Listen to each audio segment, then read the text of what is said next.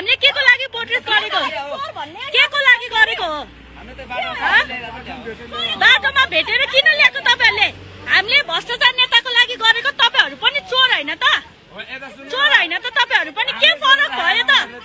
हाम्रै हैन त्यो तपाईको हो त त्यो हाम्रो जनताको हक हैन उनीहरुले ओ माय गॉड अलिकति नलेज छैन पढे छैन के गरेको दाइ यस्तो तपाईले भारबटिनबाट बाल्यो त तपाईहरुलाई